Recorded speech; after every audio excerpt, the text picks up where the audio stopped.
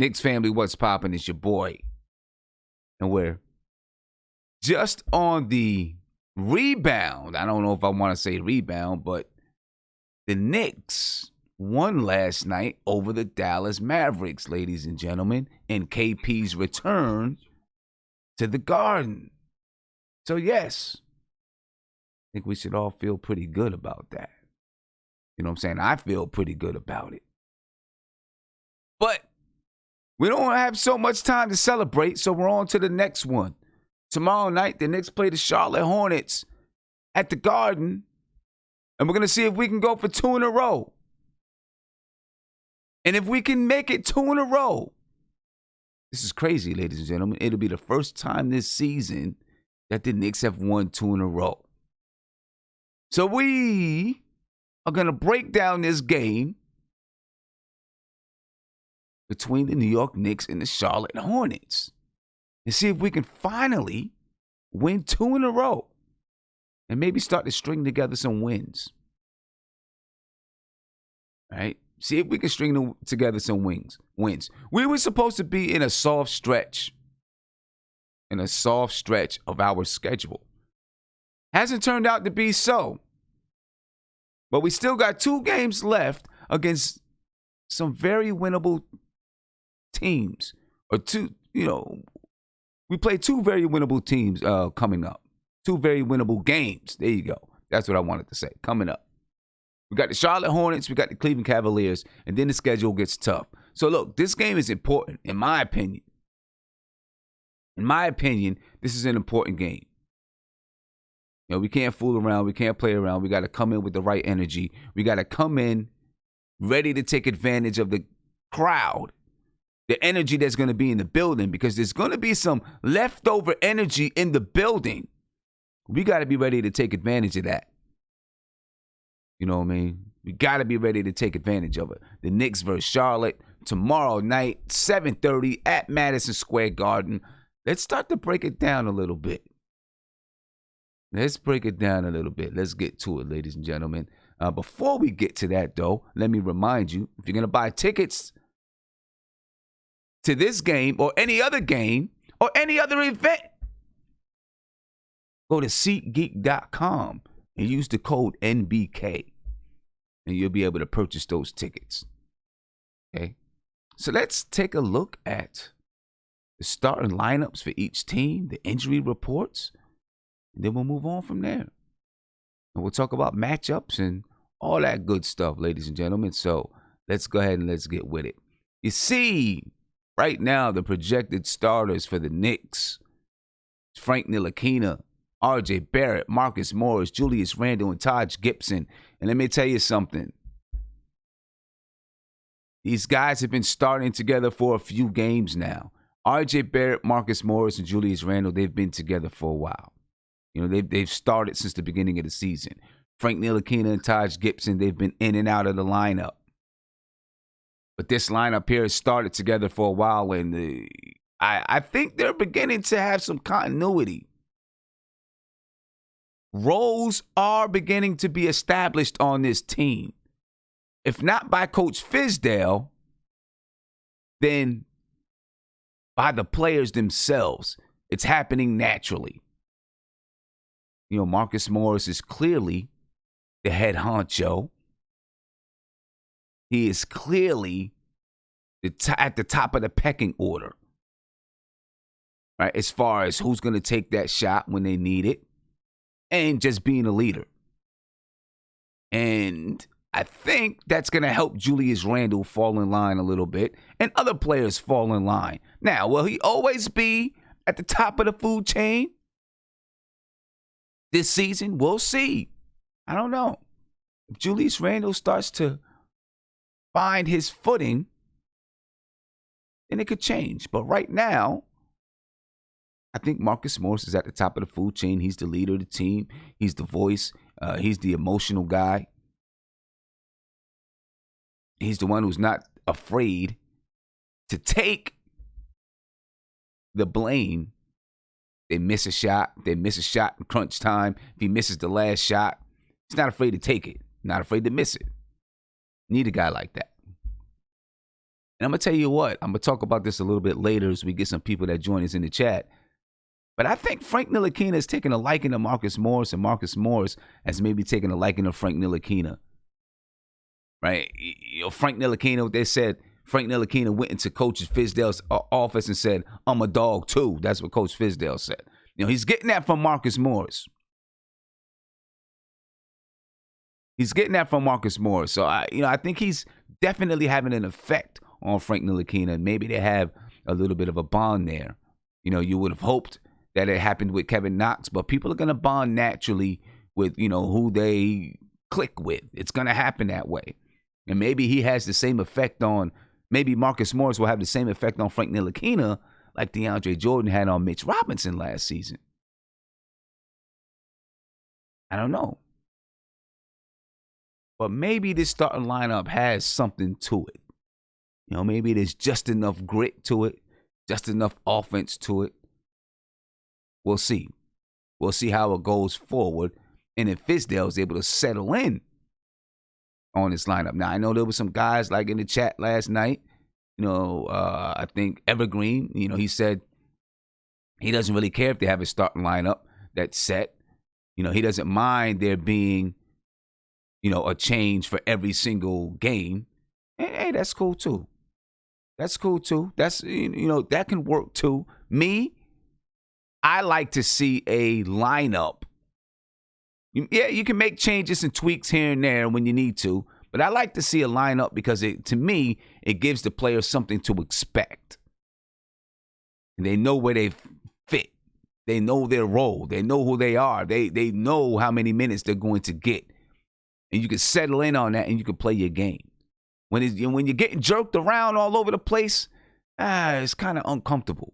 You know what I'm saying? And you don't know what's going to happen from night to night. That I do not like. I'm not cool with that. When players don't know what's going to happen from night to night. That's why I prefer to have some lineups that are set, and then you make tweaks when you need to.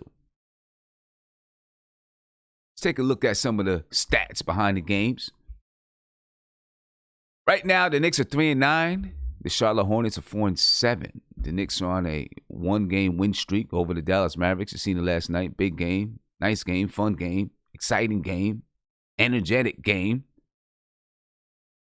The Charlotte Hornets are on a 4-game losing streak. They're 4-7 on the season, which means they started the season 4-3. Now they're on a 4-game losing streak. The Knicks average 100 points per game. Not good. Not in today's league, it's not good. Opponents average 109.7 points per game versus the Knicks. The Knicks shoot 41.9% from the field, still below 42%. They shot 44.7 last night. So let's see if we can replicate that.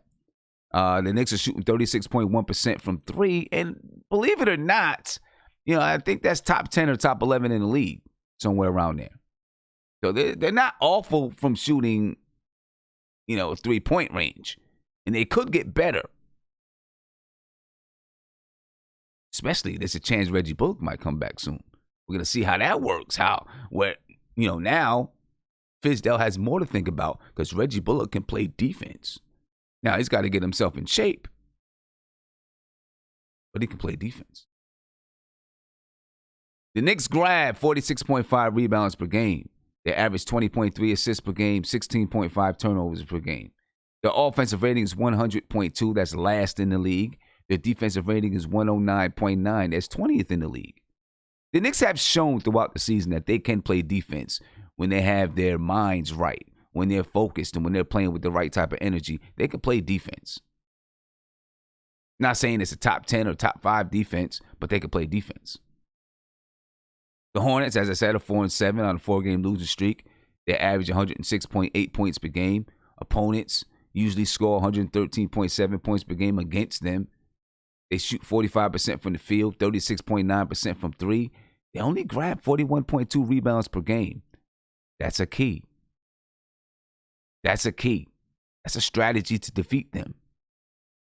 They average 24 assists per game, 17.7 turnovers per game. That's another key. They average 17.7 turnovers per game. We need to take advantage of that. Get up and down the floor on them. The Hornets' offensive rating is 104.1. That's 24th in the league. Their defensive rating is 110.9. That's 23rd in the league. The key matchup for the night, ladies and gentlemen. Oh, yeah. Let me go back for 1 second because I didn't do the injury reports. Go back and look at the injury reports real quick. For the Knicks, Elfrid Payton is still out. Reggie Bullock is still out. Although Reggie Bullock is, I think he's been cleared to start working out. So we'll see what happens there.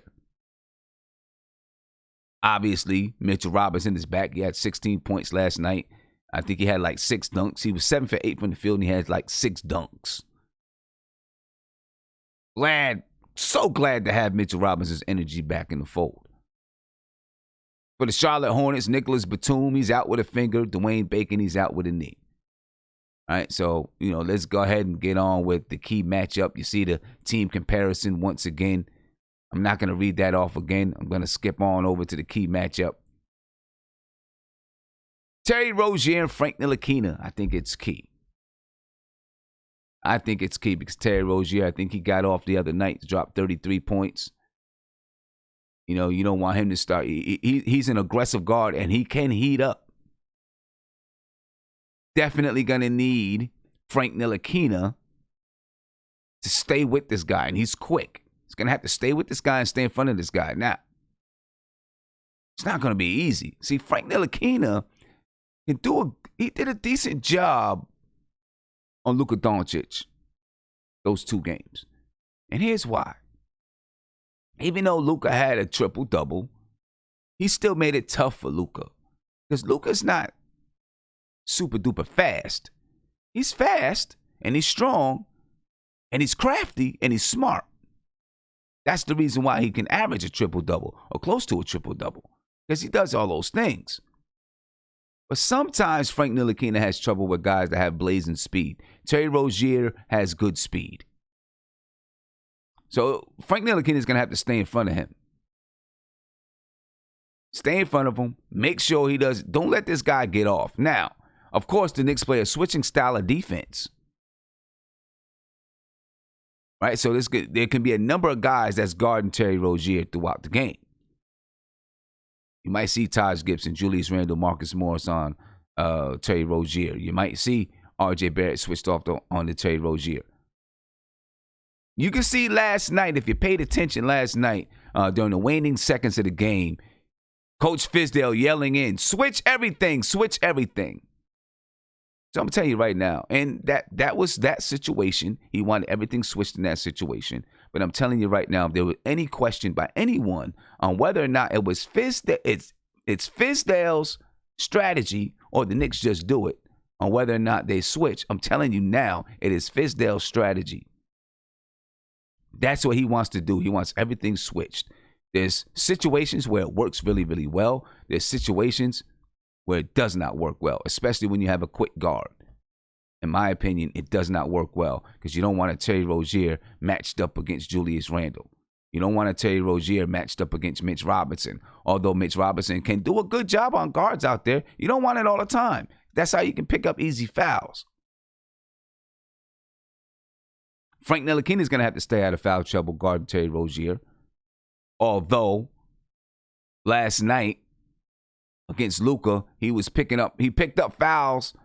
Some of the fouls that Frank Ntilikina picked up were bad calls. Bad calls, man. He picked up a foul against Luka where Luka was fading away. Terrible call. He picked up the foul against Kristaps Porzingis when he blocked the shot. I thought it was a good block. He picked up the foul in the second half when he was hustling for the ball. And I think it was Seth Curry ran into Frank Ntilikina. They called the foul on Frank Ntilikina. When's he going to start getting that respect as a defender so that he doesn't get all these little silly fouls? Because those were good defensive. He played good defense on those plays. Well, the one play was a loose ball, but the other plays, I thought he played good defense. Called a foul. So we're going to need Frank to stay out of foul trouble against Terry Rozier. Because if not, then Dennis Smith Jr. is going to guard him.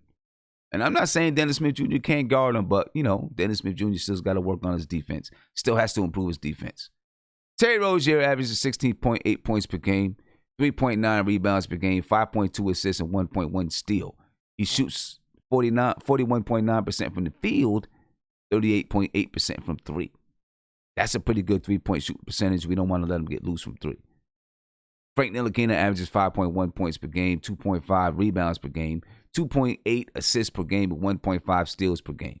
He shoots 36.2% from the field, 37.5% from three. But I think people are beginning to recognize and value what Frank Ntilikina brings to the game. I think people are beginning to value his defense because they're seeing it. They're seeing it show up in games. Last night, even with 5 fouls, he was still fighting for the ball with Luka Doncic. He was still fighting for the ball over in the corner against Tim Hardaway. He didn't care if he got fouled out. He was doing what he had to do to help win that game. All right, the kid's got some fire.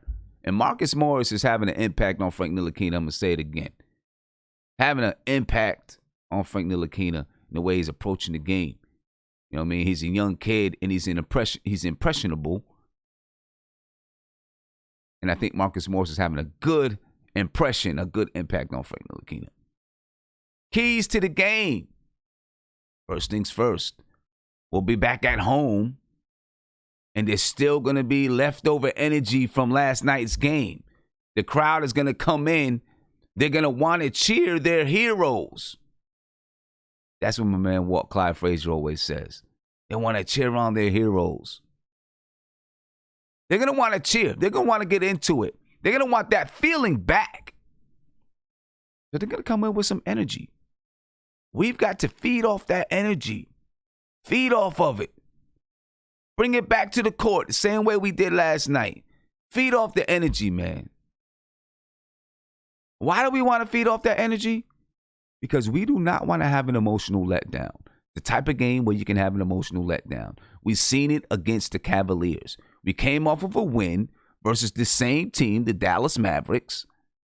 We had an emotional letdown. We didn't come in with the same energy, the same fire, the same urgency, the same desperation. We've got to come in with it tomorrow night. We've got to come in with it tomorrow night. Cannot have an emotional letdown. Sometimes it's hard not to do. Very hard not to do because you're not playing. You don't have the same energy may not be there. You know, you don't have the same stuff going around the game. You know, the same talk. Just, you know, all of that stuff brings energy. The Knicks got to create their own energy. And their energy right now is that they're in desperation mode. They need these next 2 wins badly. They need them because their upcoming schedule is ruthless. So they should be in desperation mode. This team needs to be in desperation mode every time they hit the floor. So I know Coach Fizdale and all those guys, they're preaching to them, you got talent. We got talent on the team. We have enough talent. We got this talent. We got that talent. But maybe that's the wrong thing to teach. Maybe we need to be saying to them, we don't have as much talent as some of these other teams out here. So we got to work our tails off to win every game. We got to grit and grind, grit our teeth, flex our muscles every game. Because we don't have the same talent, but we have enough talent. And if we grind and grit, we can come away with some wins. So maybe then they have that mindset of coming in with desperation every game. I don't know. Maybe I'm wrong, but that's the way. Sometimes you just got to be brutally honest with your players. Let them know exactly where they stand. We got to play without thinking, ladies and gentlemen. That's the one thing I saw last night, especially from Dennis Smith Jr. He wasn't thinking. He was just playing basketball. Him and Mitch Robinson making a nice little duo coming off the bench. The Knicks bench last night, I mean, you know, they gave it to the Mavs bench. We need the bench. We need the bench to come in with energy. This is the one thing about having Mitch come off the bench. See, when you come off the bench with Bobby Portis, you come off the bench with Taj Gibson, you're not coming in with energy. When you come off the bench with Mitch Robinson, you're coming in with energy. right? He's bringing energy. He's bringing a spark. I like that. I like this little mix right now. I think eventually Mitch Robinson is probably going to be back in that starting lineup. I'm not sure if that's going to be the best thing for the team, though. Anyway, we got to attack the paint. Let's see if Mitch Robinson can get 6 more dunks tomorrow night. Right? Charlotte is last in the league in defending the paint. They give up 56.2 points per game in the paint. 56.2. Last night, the Knicks scored 44 points in the paint. Right? The Charlotte Hornets give up 56.2. I want to see Dennis Smith Jr. and Mitchell Robinson run that pick and roll to death. I don't care. Run it to death. RJ Barrett, Mitchell Robinson, run it to death until somebody stops it. Make that a big staple of this offense. Make that a big part of this offense. Run it to death. Make people scared of it.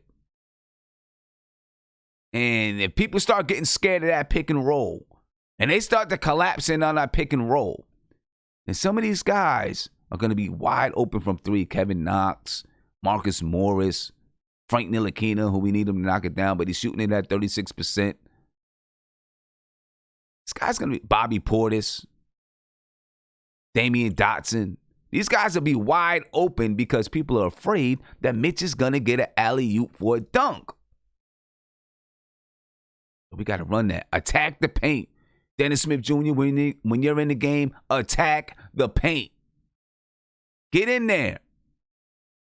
They're vulnerable in the paint. Let's score it. We got to take care of the ball against this team, though. That's going to be important. This team is number 5 in the league in points off turnovers. 19 points per game off turnovers.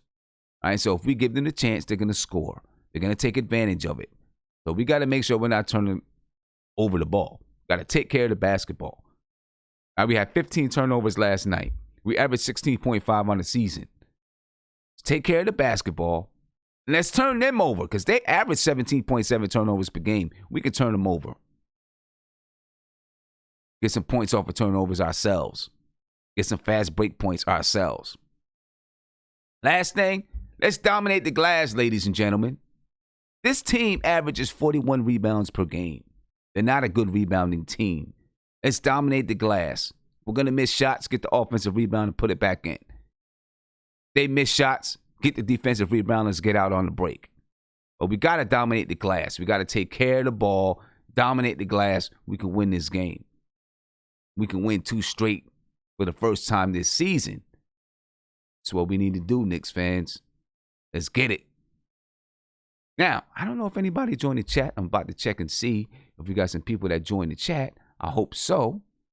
So we can have some conversations about this game here. All right, because, this is another one that I believe, this could be important for the Knicks, man. It could be important. A good confidence builder to win 2 games in a row. All right. Got my man Andy in the chat. Talk to Andy. See what's going on with him. Andy, what's up with you, man? Yo, what's up, Sim? What's up, the chat? I'm good, man. I feel good. How you feeling? A little bit better after yesterday's game. Yeah. Yeah, that was a good one. That was a good one and made me feel good too, man. But we're on to the next one, of course. It's never, it's always another game. How do you feel about this game? What do you think? You know what? I think it's really important we get this game versus Charlotte. They lost, like you said, 4 in a row. I didn't grab the full segment that you said about it, but I don't know if you checked. They are playing. That's going to be their second back-to-back because they are playing at home today versus Detroit, I think. Yes. So that's going to be a back-to-back for them. So let's hope they get a little bit tired and they wear it out. And like you said, the rest is like you said. So they are a weak rebounding team. We have advantage in the paint. Let's hope we can get the W. Yeah. And like you said, I mean, it is extremely important. This win is extremely important. And then the Cavaliers game is extremely important because after that, the schedule really does get brutal. Yeah, and You know, I think this is going to motivate these guys because if we get a W, we actually are going to be tied, almost tied for like seventh spot in the East. So that's going to be a motivator for them. So at least it's not going to be like we were at the bottom from the beginning of the season.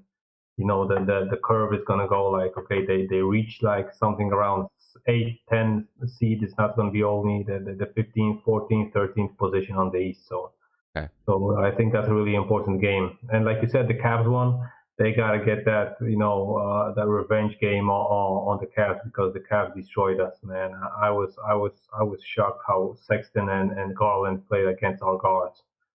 Really disappointed in RJ and Frank in that game, but they And showed not way, better mentality in the Cavs game, the right. guards Not at least. So I and think that not was a huge only factor, and I hope now our guards are going to take over the game.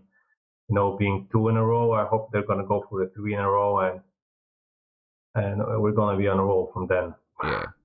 And look, not only did they destroy us, but they also sent shockwaves through Nick Nation. You know what I'm saying? Because that game obviously precipitated this whole thing with the coaches coming out. Not the coaches, but Steve Mills and Scott Perry coming out and speaking to the team, speaking to the media and all that stuff. It precipitated that. You know what I mean? Yeah, we need to go get this one back. You know what I mean? It's going to be important that we got to go get this one back and make it right. Yeah, because Fizz, if he would lose, this game, and maybe if it would be a close contest, it wouldn't be that bad. But if we would get blown out and even lose the Charlotte game, I think it would be, Fizz. I don't know if you saw me on Twitter, but I was saying that Fizz better go into the before the game preparation and say, okay, guys, if you want me to be the coach, just get me a W. If you're gonna lose, I'm probably out. So I think he would have to motivate them this way, man, because he would be on the last string. Yeah, he definitely will be. Now you talked about the standings. I want to take a look at the standings real quick. Right now looking at the Eastern Conference, the Boston Celtics, they're on a 9-game win streak. They're 9-1 right now, leading the Eastern Conference. Miami is 8-3. Milwaukee's 8-3. Toronto's 8-3. Philadelphia 7-4. The Pacers are 7-4. Then when you get to the last two spots, the Hawks are 4-7. The Orlando Magic are also 4-7. Cleveland's 4-7. Charlotte Hornets are 4-7. The Brooklyn Nets are 4-7.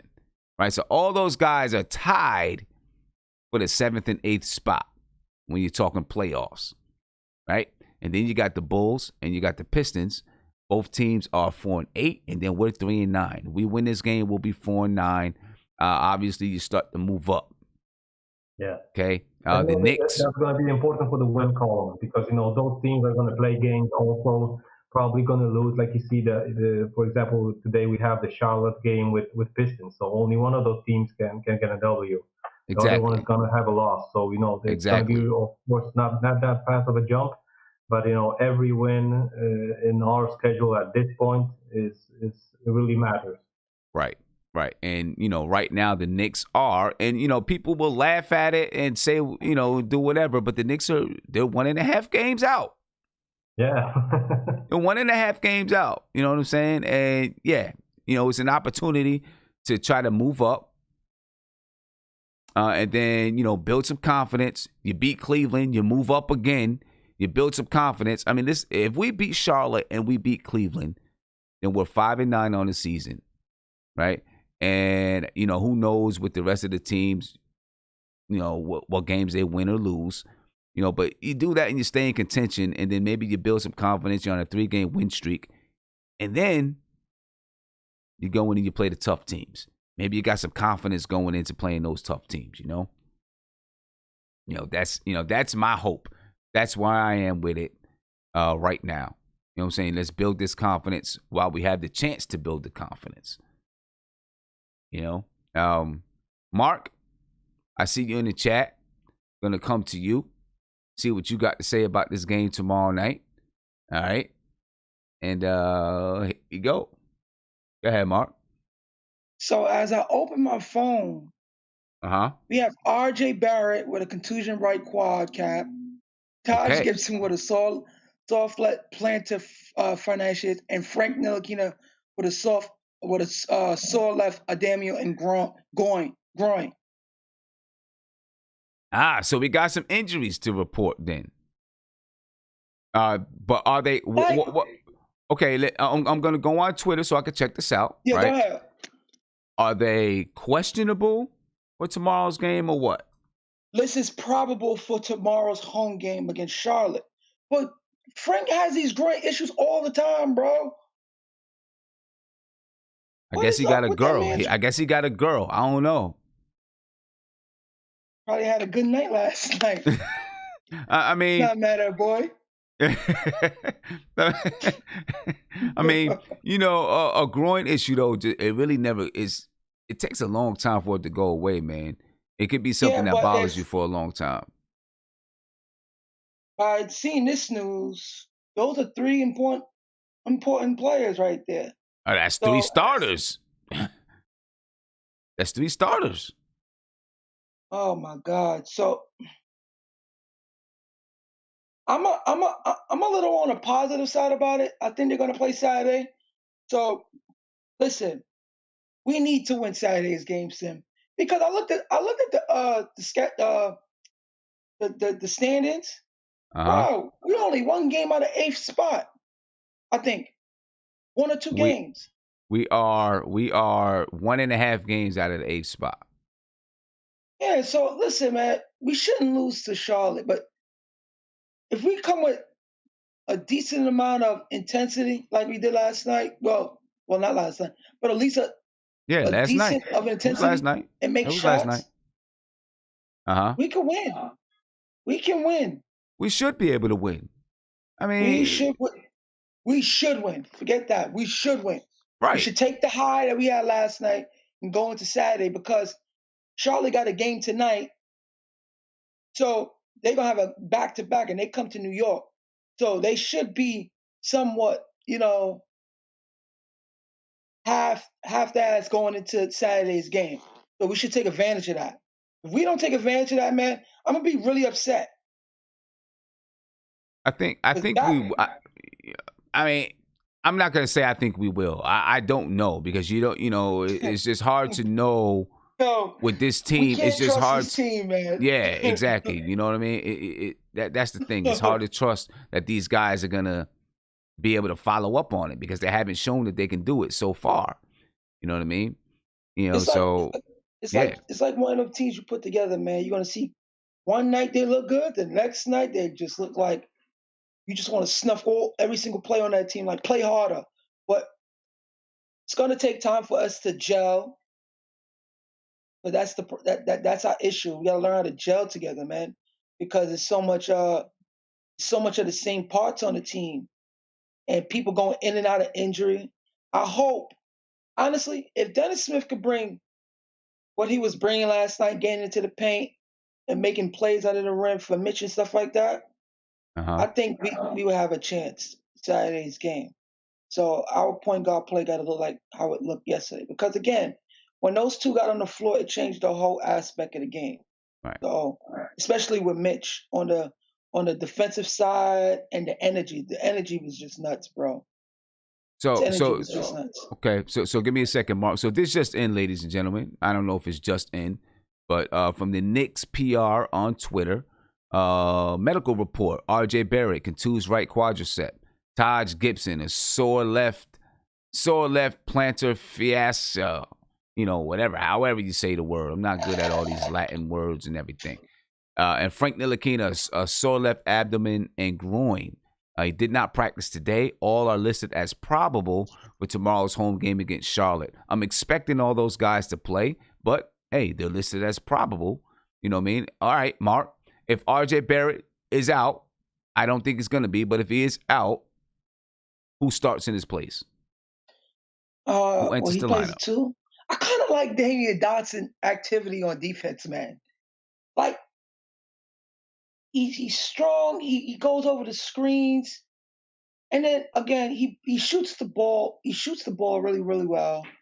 He does make good moves off the dribble. I think I would start him from a defensive standpoint and an active body. I'll start him. Okay. Because one thing with RJ, when he's not scoring anything, he still play defense and everything and do other things on the floor. So I will put Dots in there. I think he earned it because last night he did hit a lot of shots that put us up and shots we needed yesterday from the 3-point line. So I will put Damian Dotson. Okay, so let me ask you this though. Huh? Let me ask you this. Would he, instead of just promoting Damian Dotson, would he do someone like Alonzo Trier to keep Dotson coming off the bench, to keep that energy coming off the bench? No, because if Frank don't play, you're going to start Dennis Smith Jr., right? Most likely, because you don't have Alfred Payton. Yeah, so I'll put Damian instead of Trey because I want to have some cohesion with the point guard, and he know that he has a shooter on the floor. But like I said, Trey is not much of a catch and shoot guy, and Dennis Smith needs someone to catch and shoot if he's going to make plays from time to time. So, I think Dotson just plays better defense than Trey. He's much bigger at that position. So I will go with that for my personal. I will go with that. And keep Mitch on the bench until he learns to stop fouling. That's another thing. So then if Taj Gibson can't go, who starts then? Bobby Portis? Jesus Christ.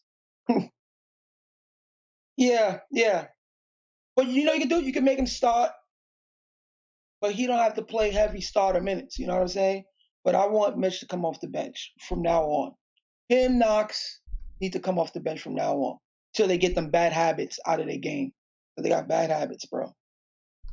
They not starters. Not yet, at least. Not yet, at least. Huh? Not yet, at least. No, not yet. Not yet. They're not starters in this league yet, bro. Not yet. They will be. They will be. They will be in, like I say, about a year or two, but not now. They will be. Okay. They will be. Andy, I'm gonna unmute you. That's why I'll have you and Mark both unmuted. All right. Who would you start if RJ Barrett cannot go? Who would you start? I'm going to Dotson at the shooting guard for sure. Okay. And then if Frank can't start, you're going with DSJ? Only point guard. Well, after yesterday's game, I don't think you have an option, but I wouldn't be surprised if Fizdale would go with Trier because, he's available, he's healthy. We don't know how DSJ, maybe, he might not feel so good today after the game. He got a couple of minutes. He might be a little sore. Longborn. I was thinking he's going to be playing against Spurs, but because of Frank's foul trouble, he was used in a larger amount of time that I predicted. So true. And the reason why I'm asking this question is because with David Fizdale, it's not always. You don't always know, right? You don't always know with David Fizdale, and then sometimes like. A few weeks ago, the reason why Taj Gibson became the starter is because he wanted to kind of cement that role for Bobby Portis that he's going to be coming off the bench, right? So he wanted them to be in that role and just know what his role is and be used to it, And I'm thinking maybe he wants to do the same thing with Damian Dotson, the same thing. Well, I don't know about. I'm not ready to say Dennis Smith Jr. yet. They still may be looking at. Although I don't agree, I like the mix of Frank Ntilikina starting it off with defense, and then you can bring Dennis Smith Jr. in, to have that offensive role. I like the mix and how it could look, and it's not a knock on either player. It's just they both do things that the other doesn't do, right? So you got to find a way to make it work, and starting off with defense is probably the best way to go about it. But still, I don't think that David Fizdale wants to just kind of cement Dennis Smith Jr. in that bench role. I mean? I think I'm not think he's ready to say that yet, but he may. I don't know. Like you're saying, you're saying with Mitch, he may still want Mitch to come off the bench, so he does do a Bobby Portis or some other lineup. We'll see. I think all of them are gonna play though. I think they all have some desperation, and they know, we need these wins coming up. I think they're all gonna play. We need every single dub possible. Shamik Scheider, thank you for the super chat. Shamik says, if Taj can't start, move Randall to the 5, Mook at the 4, and put Knox at the 3. What do you think about that? No. What, you trying to get obliterated on defense in the first quarter? Are you crazy? So you don't. I mean, would you? I mean, maybe I don't know. I'm just saying, would you get obliterated? No, we get obliterated. It's not even close, bro. Bro. When you in person, bro, I'm gonna tell you right now. Knox, he has to play in spurts, bro. Like, that's the type of play he is right now. He is really atrocious on reading defense, bro. It's not debatable. It's not. And he's not a starting forward. It's just not right now. It's just not. Yeah, I agree with you. I agree with you. I seen him in person yesterday, bro. Yeah. I was laser locked on him on defense. He can't read defense great right now. And to put Randall at the 5, okay. You want Charlotte to go pick and roll city on us, right? Because they got two point guards that will pick and roll you deaf. So Cody Zeller he's gonna pick and roll to the basket. Bro, he's actually good. I know he's good. I know he's a good rim runner. He's good. He's okay. He would oppose his will on Randall. I don't know if he will. I mean, I'm not saying Cody Zeller's not good. I don't know if he would impose his will like that. I would take Cody Zeller on his team right now because he rebounds, he runs the floor, and he's active. But for me, if Taj isn't going, I'm gonna. If Taj can't go, I'm starting Mitch. So I'm starting Mitch. If Taj ain't going, I'm gonna start Mitch. The reason why I like him off the bench because he gives that second unit energy, man. He does. I know, and you're not coming in with anybody else, that has energy. There's nobody else from that position that has energy. That's the problem. Everybody's just so level-headed, man. Right, and you need energy when you come off the bench, man. Yeah, and with Taj Gibson starting, he's not. See, Taj Gibson's not going to come off the bench and bring energy. But as starting the game, he's going to bring enough energy. He can play defense. He can rebound the basketball. He can set screens. Exactly, he can help set the tone, and then Mitch can come in with that energy and get the crowd going and all that kind of stuff. It's perfect. And it's not even that. I really like it. Not even Cody Zeller. Remember, they got Terry Rozier and they got the Devontae Graham dude that's killing for them. You put Randall at the 5, they would abuse him. They would go to him every play in this. In depending on how many minutes Randall play at the 5. No, bro. No. You're setting this up for a bad night. Oh, you see, our guards have to stop those guys too from getting to the basket. There's a point guard and shooting guard. The big man have to show. Guards got to stop him on pick and roll, and he doesn't do it. Yeah, I mean, the thing is, if you're not starting Mitch and you're starting Bobby Portis,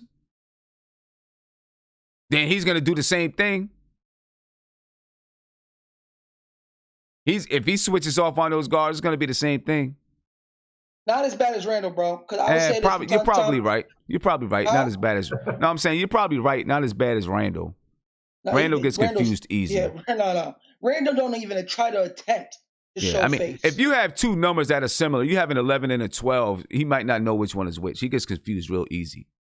He gets confused real easy. I watched the last games. Teams just said, "Let's get this guy in the blender, man. We can get off a good shot."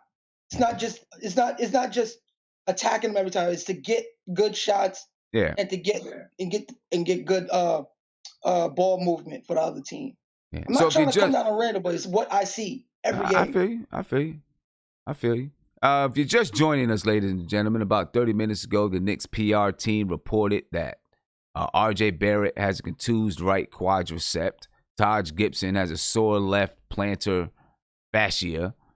Frank Ntilikina has a sore left abdomen and groin. Neither one of those guys practiced today, and all of them are listed as probable for tomorrow's home game against the Charlotte Hornets. So what we're discussing right now is if these guys can't go, what are the rotations and lineups going to look like?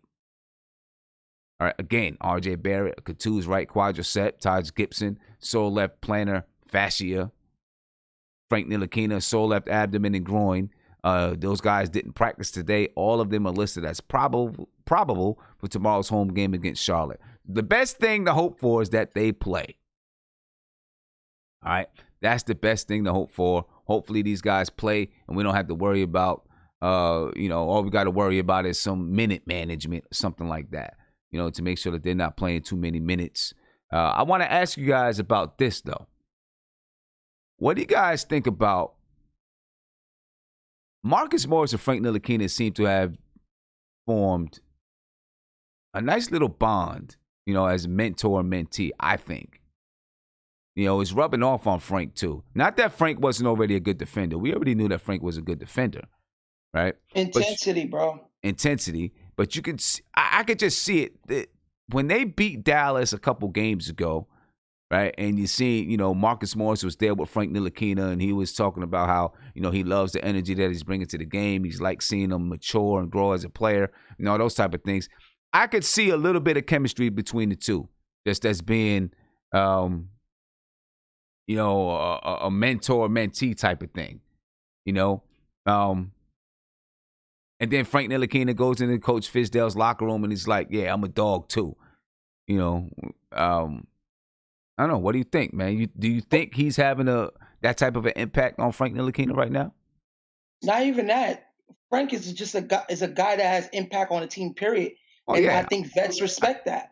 Okay. All right. I could take that too. But I think Mook is having a impact on Frank. I think Frank looks up to him. Like from a let's say, not like say from like let's not go down like punks. Yeah, from that standpoint. Because Marcus Morris is a competitor. So yeah, and I also think that Morris recognizes, the defensive things that Frank brings. I don't think last season we had a guy that could stand up, before the team. That Frank played so great D, and that he gives so much to the team.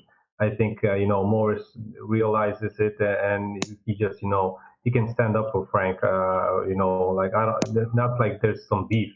Just he recognizes the game, and that's why they're they're going to be closer buddies, man. Yeah, yeah, and also Frank and R.J. Barrett seem to have a good relationship as well. You know what I'm saying? Yeah, go ahead. Go ahead. No, go ahead, Mark.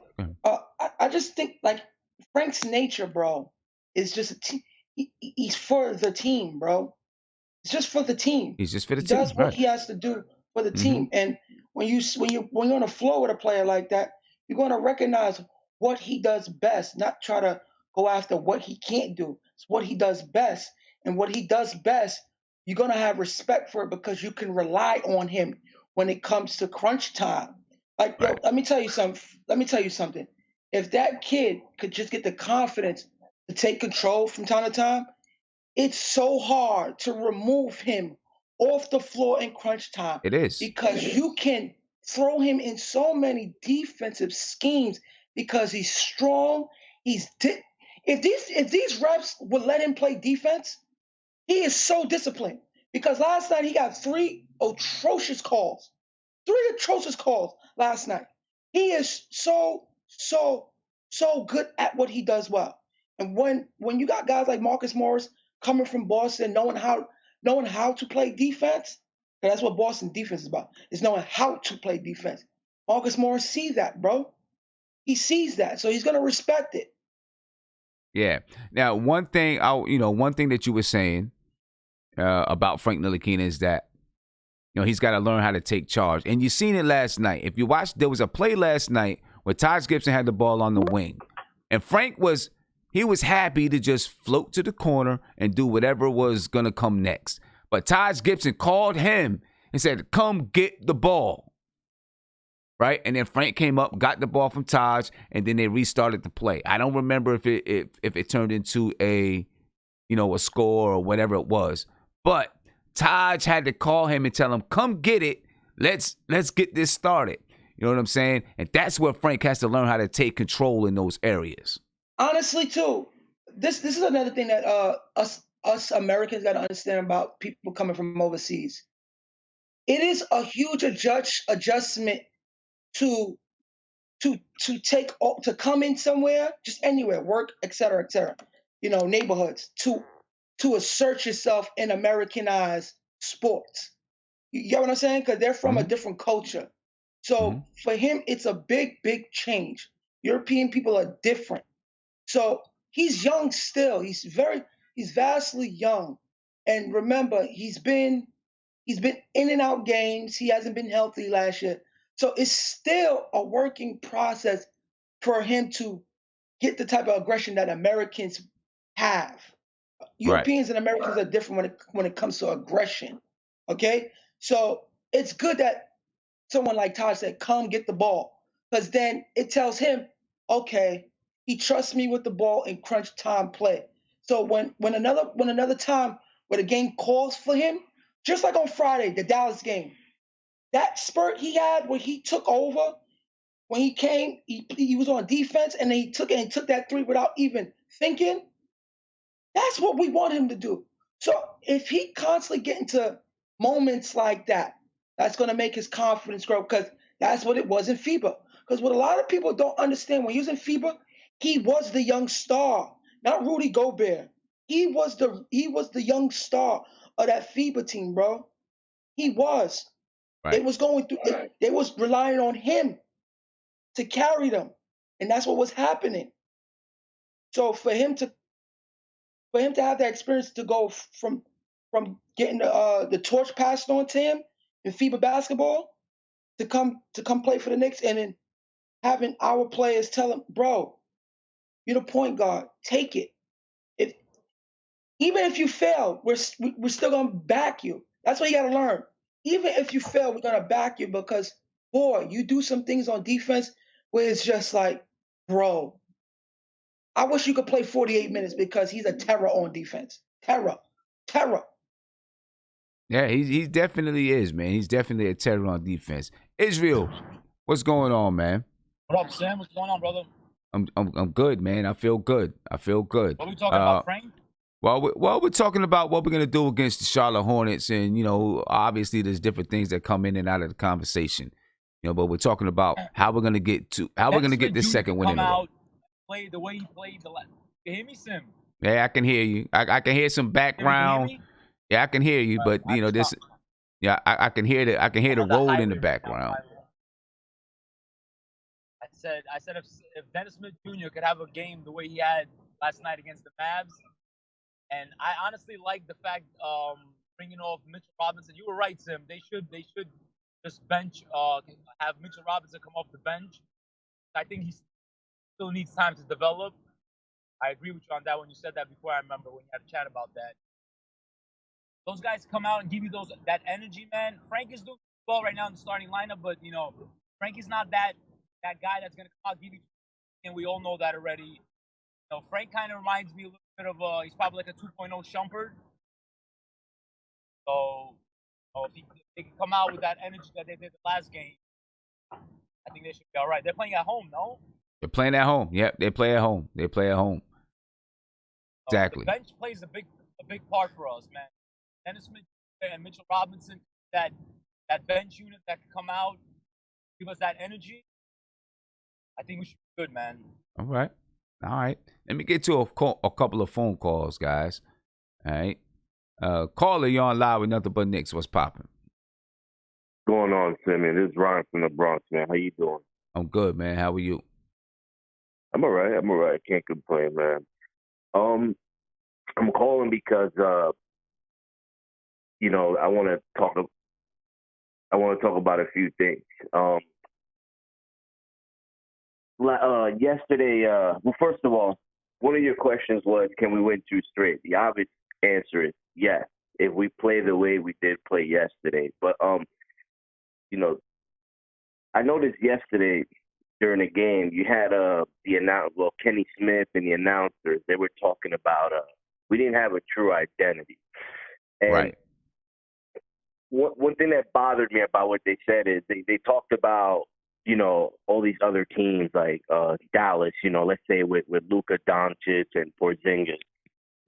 So, if you want to throw in, let's say, Houston Rockets, their identity is, 3-point shooting, or, maybe Milwaukee, floor spacing, to create Giannis, to allow Giannis to create for others, and all that.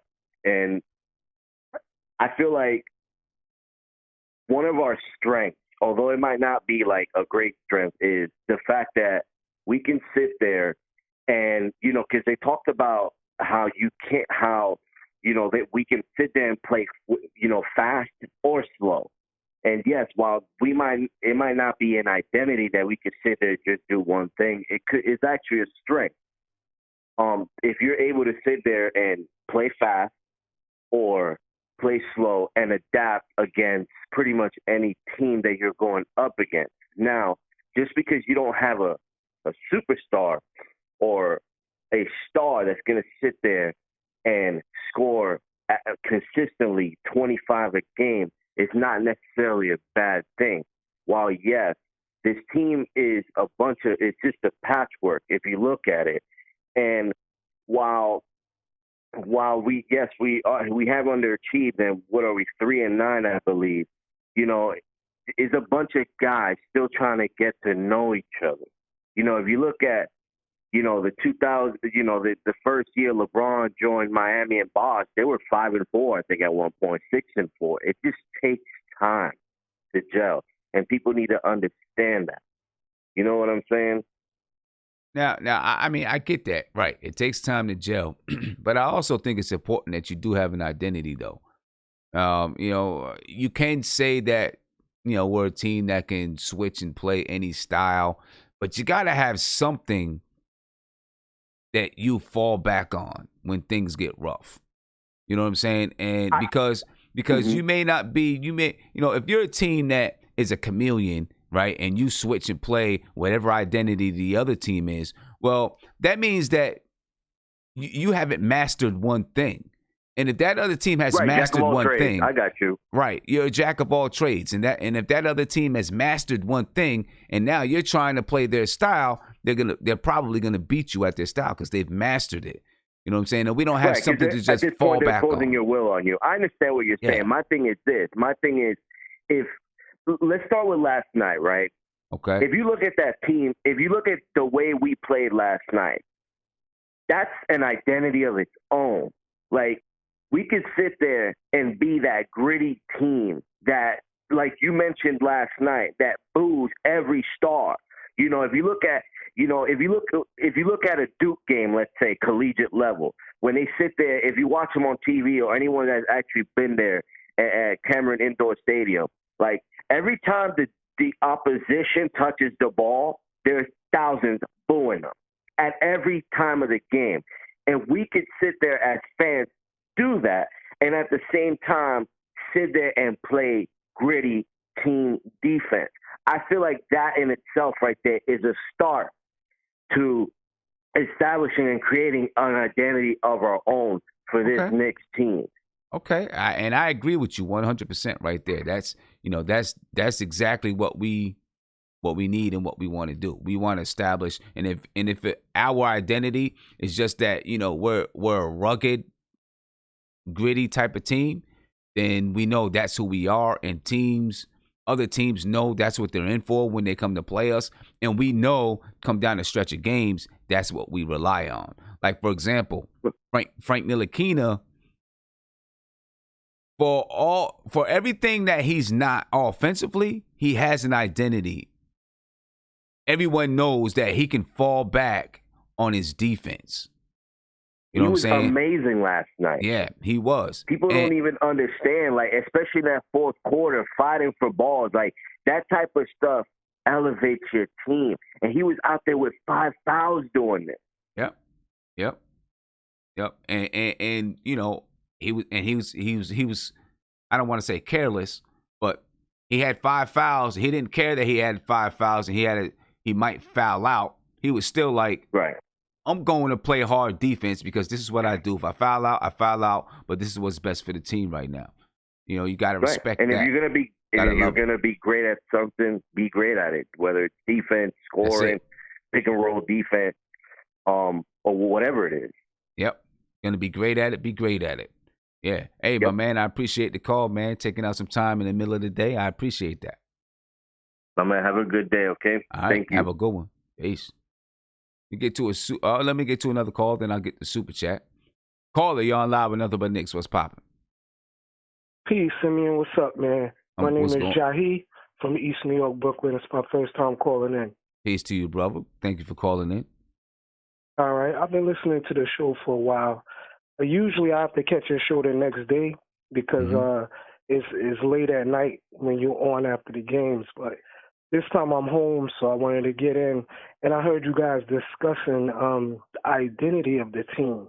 Right. I personally think that they're showing an identity, especially from the start of this season. I think the Knicks are going to be a defensive team. And I think especially when Frank and Mitch is on the floor, I think it's still early. It's still early in the year, and I think as time goes on, if these guys can stay healthy, and we can get guys like Dot on the floor, Taj Gibson involved, I think this team can be a defensive team. I really liked what I saw from the I really liked what I saw as far as the zone they were playing last night. It was impressive. The zone was impressive to me. And what I liked about what Fizz did was Dallas started driving on a zone, and they were getting through. They started getting through. Fizz, he stopped the zone. He stopped the zone, and they started playing man-to-man, and they were doing well. I think this team could be a pretty good defensive team, man. And I think that will be their identity. Okay, so you think right now they're in the process of building that identity? Exactly. May not be totally there, but they're building it. They're still in the process of building an identity. Like the last caller said, players still have to get adjusted to one another. They're still getting to know each other, know what each other can do. But I definitely see it, and you could tell that's what the organization wants. That's what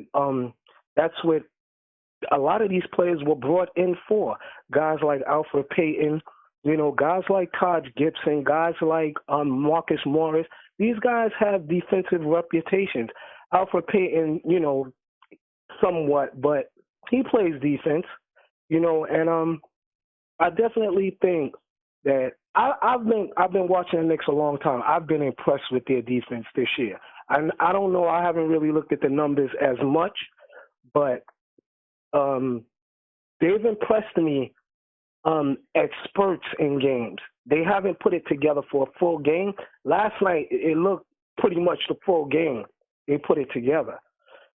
But, yeah, man, impressive win last night. And yeah, hopefully we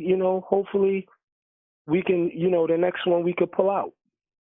Hope so, man, because it'd be big. I think it'd be big for this team's confidence to pull out two in a row. They haven't done it yet this season. I think it would be really big if they can pull out 2 in a row.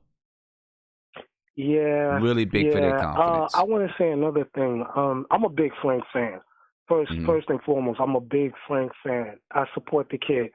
But I have to say I was really I'm a fan of Dennis Smith Jr. as well. Mm-hmm. And I was really impressed with Dennis Smith last night.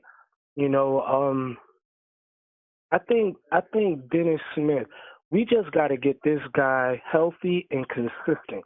You saw him limping several times last night. He limped off when he came off the floor the first time, and I think when they brought him back in, he limped back onto the court. I don't know what's up with him. I don't know if it's a knee. I don't know if it's a knee issue or what. But I think when Dennis Smith is right, this team can be good. Last year he has really good chemistry with Dot. He has really good chemistry with Mitch, and he has really good chemistry with Knox from last year. So you could see it when he came in this game yesterday. you know, he just started looking for his guys. He started looking for He started looking for guys that he know can knock down shots, and looking for Mitch. He's looking for Mitch on that lob. I like that. He's constantly looking for Mitch when he probes into the paint.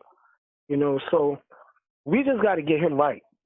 You know, we got to get him right because I think he can be big for the Knicks. You know, and I'm saying that as a Frank fan. Frank is one of my number one dudes. But I'm not gonna lie. Dennis Smith Jr. I like them as a tandem together. It doesn't matter who starts. It doesn't matter who comes off the bench. I don't want them on the floor together. But you know, often the way they played last night, the Knicks can be effective. They can be effective. You know. Okay. All right. But no doubt, man. That's how I feel. Yo, I'll be calling. You know, I'm going to be calling in. You know, you'll hear more from me because you know I'm a big fan of your show. I appreciate I'm a big fan of the Knicks and definitely enjoy listening to the brothers talk. So yeah, man, I appreciate it. And you know, I usually do the pregame, do the game preview during the day. So if you can't catch it then in the night, then you can catch me during the day. Yeah, you know, and I want to tell you that this is a good thing. This game preview for the game coming up in the daytime is really good because a lot of times, you know, like with me, my hours at work, I really can't stay up that late to call in. So a lot of times I'm watching your show from work the next day, you know, so this is good. This show allows guys that work, you know, may work late, may not be able to catch the show or call in to do so during the day. Yeah, definitely, man. I appreciate it. Bro. Thank you. I appreciate that. Yeah. Have a good one, man. Enjoy the rest of your day. All right. Later. Yeah, so yeah, brother. Enjoy the rest of your day. You know, shout out to the chat. No doubt. Peace to you, bro. All right. Peace. Yes, sir. I'm glad to be able to find ways to get people to join in, man. That's what it's all about. We want more people to join in. Now, let me get to another phone call. Caller, you're on live with NothinButKnicks. What's popping? Tim, what's up? Can you hear me? Yeah, I can hear you loud and clear. All right. What up? My name's Dave. I'm calling from Long Island, by way of Queens. I appreciate you joining in. I love the show. I want to talk about effort. About who? Effort. All right. Go ahead. I think that's what the whole press conference thing was about. It wasn't about the wins and losses. It was about the effort that the team was given. So I wasn't mad about the whole press conference thing with the management. You know what I'm saying? It's the effort. And they showed that effort last night. And Dallas doesn't have a lot of guys who get down and dirty. And so I think that's why we're able to get over on them because Luka, KP, and Hardaway Jay can get hot, but they don't. Like the Finney guy, whatever his name is, gives a little effort, but we were able to outwork those guys. We gotta keep that same energy when we play against a team that's pushing back, like the Cavaliers. You know what I'm saying? The certain teams got certain guys, like Archie Diacono, however you say his name, from Chicago. They get down and they get gritty. You know what I'm saying? We need that to match that energy every night. Then we can worry about the talent and you know what I'm saying, get into offensive schemes, defensive schemes. It's the effort that comes first for me. No, that's definite. The effort has to come first. You know what I'm saying? The effort comes first, everything else can come afterwards. I have a young lady that joined my team this year, and high school team, and she doesn't know a lot about basketball, but what she does do is has great effort, right? She has a lot of effort, you know, and she gets up and down the floor. She works hard on the defensive end. And that right there is a building block. That's all you need. If you got that right there, you can start building. You know what I mean? She has a lot of effort. She works hard, and I'm delighted to work with her. You know what I mean? Caller, you're on live with NothinButKnicks. What's poppin'? Am I live? Yes, sir. Hey, what's going on, Sam? What's going Crazy on? Dog. Crazy Dog, what's popping with you, bro? Glad you called in. No doubt. I just want to say again, I called in before, but I just want to say again, the show is dope. And I wanted to talk about Dennis Smith Jr. I feel like we're not giving him the props of his defense last night. Defensively, he was awesome. Like, he was pointing out on the switches who should switch to who, and he was really commanding the defensive end on that part. He also had control of the team. Like, I really liked how at the end of the game he was telling the team to give it to Marcus Morris for the last shot. And if we're gonna be a decent team, he needs to play the way he was playing last night. He needs to push the ball and just take command of the team, because there's nobody. One of the biggest problems that we have is nobody really talks to each other on the team. It's not consistent. Like, right. I remember earlier in the season, Frank was switched onto a big, and he was screaming, Mitch, Mitch, Mitch, Mitch, Mitch, and they found the opportunity to switch back. And then you see other games where they don't talk to each other at all. So Dennis Smith Jr. did a real good job of communicating with the team last night. And if we're going to get some W's, and that just needs to be a consistent thing. Nah, I agree with you 100%. 100%. Dennis Smith Jr. is a big key to everything that we want to do. You know what I'm saying? A big key to everything that we want to do. And if he, if he comes and he plays the way that we think he can play, we thought he could play, and he takes a step forward, early in the season, well, it's still very early in the season, but, everybody, including myself, was really like, yo, what's going on with Dennis Smith Jr.? And it's just, 4 or 5 games into the season. He has enough time to rebound and really start to play the way that we hope that he could play this season. So, he's a big part to anything that we want to do. Him and Frank Ntilikina. You can go ahead. Yeah, I'm saying him and Frank Ntilikina, both of those guys are a big part of everything that we want to do moving forward. Because their skill sets complement each other. Exactly. Their skill. I think one of the biggest issues in that first game, because was this really his second game playing? I don't think he played in any other games. Who? The first game that Dennis Smith Jr. I think the first game that he played, or the last game that he played, one of the biggest issues defensively was he was gambling on defense the whole time. So when you don't get the steal, what happens? The team is gone. They get a point. So this last game, he wasn't gambling at all. He was being disciplined on defense, standing where he was supposed to. And then, like I said, on the switch, he was pointing. If, they have to switch, he tells who has to switch, go here, go there, taking command of everything. So I think if he stops gambling, which he did last night, who knows if that will continue, then that will be a big key to just us going somewhere. Yeah. I mean, I agree with you. I definitely agree with you, man. I'm looking forward to seeing what he and Frank can do going forward. But hey, I appreciate the call, man.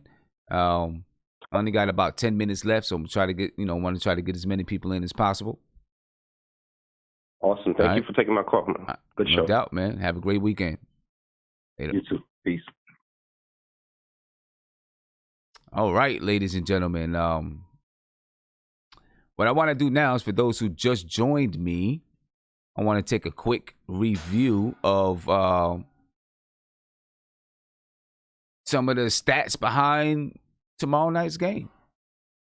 All right, look at some of the stats behind the game. You can look at the projected starters, injury reports, all that good stuff. All right, we're going to take a look at that. Then I'm going to get some predictions from the guys in the video chat. Then I'm going to be out of here. All right, so real quick, I'm going to go through this. The Knicks play the Charlotte Hornets tomorrow night at Madison Square Garden at 7:30 p.m. It's on local TV in Charlotte, FSSE, and it's on MSG, of course. And radio is on ESPN 98.7. It's on WFNZ 610 in Charlotte. For the Knicks, the projected starters are Frank Ntilikina, R.J. Barrett, Marcus Morris, Julius Randle, and Taj Gibson. But let's hold the phone for a minute, because R.J. Barrett is dealing with a right quadricep. It's sore, right quadricep. He's probable. Taj Gibson, sore left plantar fascia. He's probable. Frank Ntilikina, sore abdomen and a sore groin. He's probable. Of course, Elfrid Payton and Reggie Bullock are both out. The projected starters for the Charlotte Hornets: Terry Rozier at point guard, Devontae Graham at shooting guard, Miles Bridges at small forward, P.J. Washington at power forward, and Cody Zeller at center. All right, their injury report: Nicholas Batum is out with a finger, Dwayne Bacon is out with a knee. All right, now, I'm really hoping that RJ Barrett, Taj Gibson, and Frank Ntilikina can play because we need to be able to move this forward. We need to build on this win. We need to build on the way we played last night. Those guys were a big part of everything that we did. Obviously, it's always going to be next man up, but we need to have these guys here.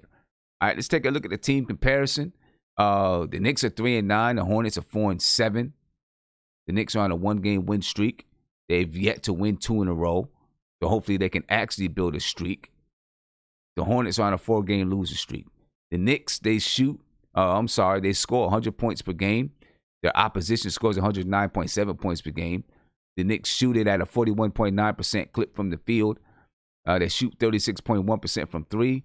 They grab 46.5 rebounds per game. They average 20.3 assists per game and 16.5 turnovers per game. Their offensive rating is 100.2. That's last in the league. And their defensive rating is 109.9. That's 20th in the league. It's not bad. The defensive rating isn't bad. It could be better, right? I'd like to see them get that thing up to like 15th, 14th, 13th in the league.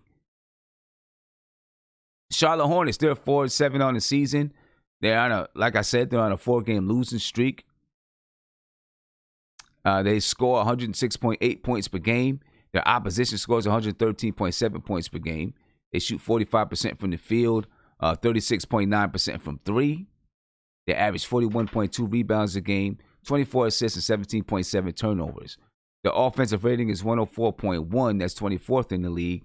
And their defensive rating is 110.9. That's 23rd in the league. Key matchup for tomorrow, in my opinion, is Terry Rozier and Frank Ntilikina. Frank Ntilikina, I think sometimes he shows some trouble guarding fast guards. I want to see him guard Terry Rozier. Terry Rozier is the engine to what Charlotte wants to do. So we need Frank Ntilikina to be out there and shut him down, or at least make it really, really tough for him. Obviously, there's going to be a lot of switching back and forth. That's how the Knicks play defense. So he's not always going to be on Terry Rozier, but the times that he's on him, we need him to stop him. Terry Rozier averages 16.8 points per game, 3.9 rebounds per game, 5.2 assists per game, 1.1 steals per game. He shoots 41.9% from the field, and he shoots 38.8% from 3, which is pretty good, actually. Frank Ntilikina, 6'7", 200 pounds. He averages 5.1 points per game, 2.5 rebounds a game, 2.8 assists per game, and 1.5 steals per game. He shoots at 36.2% from the field, 37.5% from 3. His defense is relentless. What I'm waiting for, though, is for Frank Ntilikina to start getting the respect from referees as a relentless defender, because that's what he is. They gave him a lot of pity-pat fouls that I don't think he deserves. He blocked Kristaps Porzingis last night. I didn't think it was a foul. They called a foul. They called a foul. His second foul was on a fadeaway by Luka Doncic. I didn't think that was a foul. He picked up another foul when he was going for a loose ball. I don't think that was a foul. As a matter of fact, if it was a foul, it should have been on Seth Curry. I think that's who it was he collided with. Bad call. One of these days, he'll start getting that respect. He's just got to keep playing the way that he plays. Keep playing with a relentless abandon out there. Keys to the game. 1, we got to feed off the energy of the Garden crowd. Got to keep feeding off that energy. The crowd is going to come in with energy. And I know it says feed off the energy of the crowd. Hey, I said energy twice, so feed off the energy. All right. The crowd is going to come in. They're going to have energy. They are going to they're going to keep it going from last night's Dallas game. They want to see it again. They want to feel it again. They're going to keep fighting. So we got to feed off their energy. We can't have an emotional letdown. All right, it's natural for it to happen. We got to fight against it. It happened the first time we played Dallas. We won in Dallas, then we had an emotional letdown. Can't have an emotional letdown. We got to fight it. All right, we got to be there mentally. We got to be tough. We got to play without thinking. Last night we played without thinking, especially Dennis Smith Jr. He didn't think about what he was doing. He just did it. right? That's how you want to play basketball. Just do it. Just go out there and do it. If you make a mistake, you can work through that mistake later. Just go out there and play ball. Play free. All right, Dennis Smith Jr. was able to do that last night. I'm sure he was excited about playing against the Dallas Mavericks, and he had some extra energy playing against the Dallas Mavericks. But he came out and he played with some. He played free. That's what we want from the entire team. You've got to attack the paint. The Charlotte Hornets are last in the league in opponents' points in the paint. They give up 56.2 points per game in the paint. We need to expose it. They're vulnerable in the paint. Let's get a lot of alley-oops to Mitchell Robinson. Let's get Dennis Smith Jr. in the lane.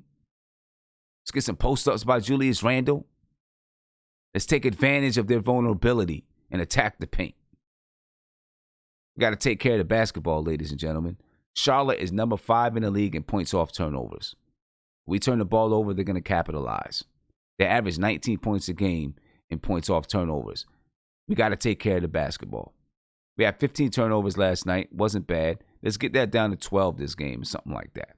Take care of this basketball. Dominate the glass. Charlotte Hornets average 41 rebounds per game. Excuse me. Excuse me. The Charlotte Hornets average 41 rebounds per game. All right, we got to dominate the glass. Take care of the ball. Dominate the glass. We win this game. We win this game if we do those things, in my opinion. All right, ladies and gentlemen, I want to find out from the video chat, do we win this game? All right, I want to know what you guys think. Do we win this game, ladies and gentlemen? Andy, I'm going to come to you, Andy. I want to find out, do you think we win this game? Yeah. You think we win this game tomorrow night? Tim, I hope we win.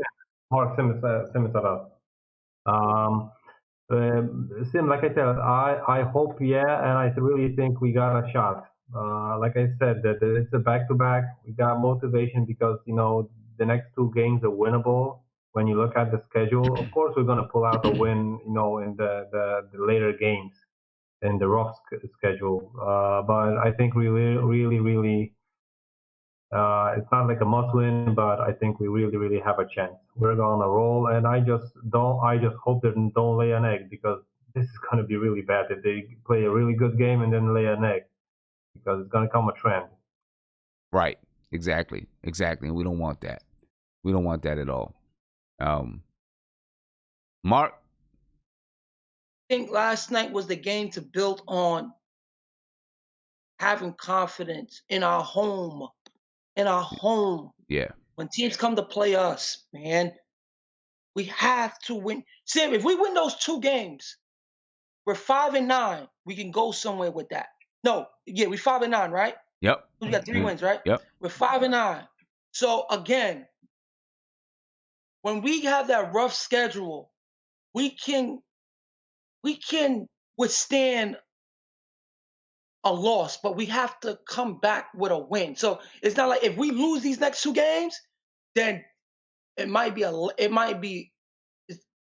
going to be bad. But those 2 games, bro, we have to come in and take it. Yes. No ifs, ands, or buts. Especially they coming off a game from tonight going into Saturday. So we have to take advantage of that. Cleveland, we have to beat them, even though they're competent. They're good and they feisty. That's one thing about them. They're feisty, because I watched them against Philly. They almost beat them. They're feisty. So listen, I'll tell you this. All Knicks have to do is match intensity when we go against these teams, and we give ourselves a chance. But that's what happened last night. We just was intensified last night. We were just intensified. We just keep the same energy, bro. We will have chances in these games, because even when you watch, I think we played 13 games. I think at least 6 of them, we was in these games and we had intensity. So it's like half we was bad and half we wasn't. So there was consistency and there wasn't. But you see how we could play when we adapt and when we apply pressure.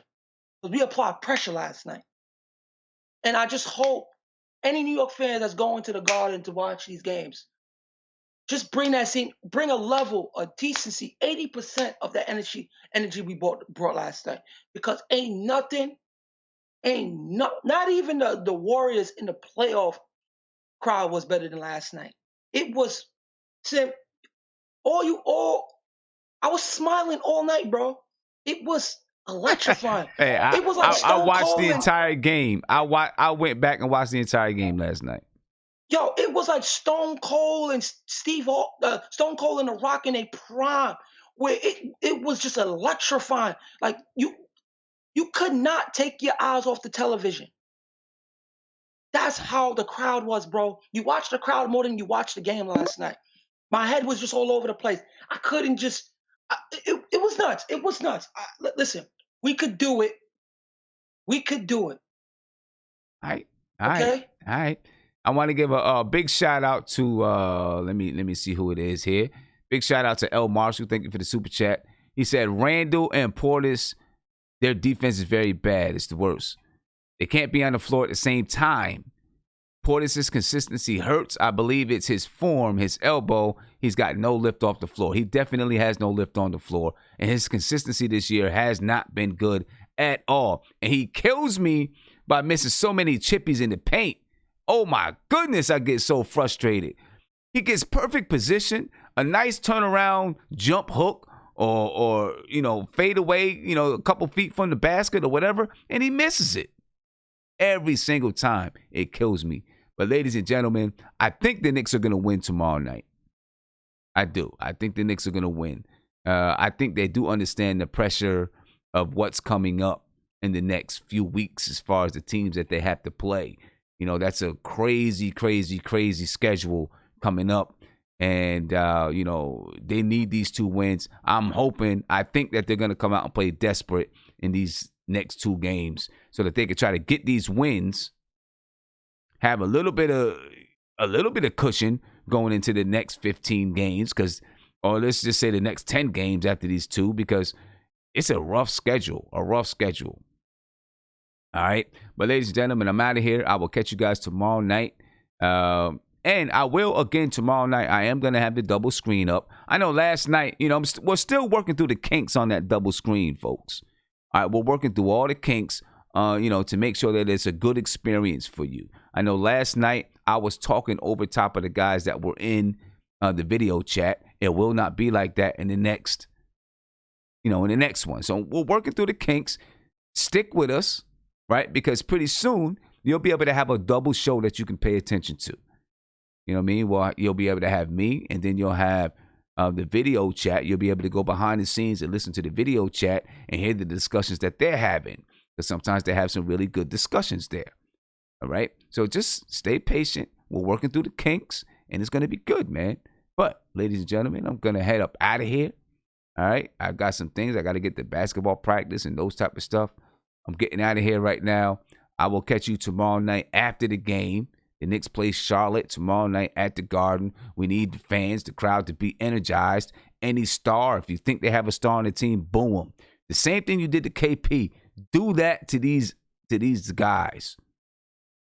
Have them shaking in their sneakers, man. Ladies and gentlemen, I'm out of here. I will catch you tomorrow night after the game. Remember, though, subscribe to the channel, first of all. Hit that like button. Make sure you hit that like button. Subscribe to the channel. Ring that notification bell. You'll be notified when I go live, drop a video, or post to my community section. And also, if you're going to buy tickets to tomorrow night's game, or a concert, or any other game, go to SeatGeek.com. Use the code NBK. You'll get $20 off your first purchase. I'm out of here, folks. Peace.